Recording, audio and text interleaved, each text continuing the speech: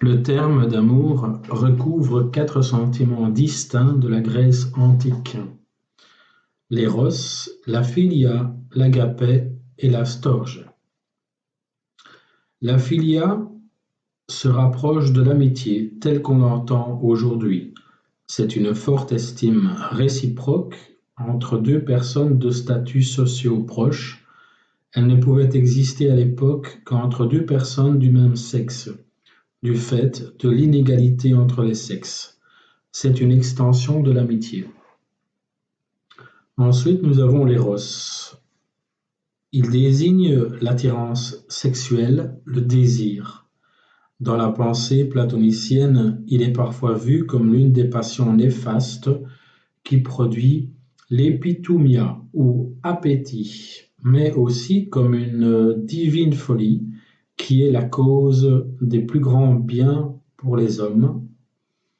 Cependant, il pouvait se mêler à la philia à travers la pédérastie qui liait un amant d'âge mûr, Éraste, à un jeune aimé, Éromène.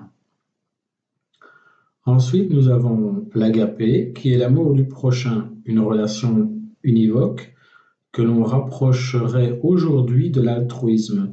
Il se caractérise par sa spontanéité.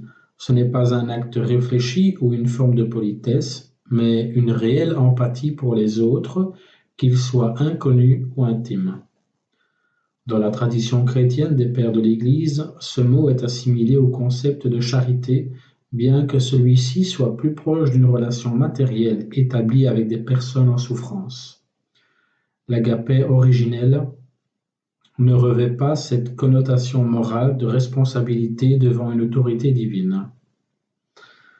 La storge décrit l'amour familial comme l'amour, l'affection d'un parent pour son enfant.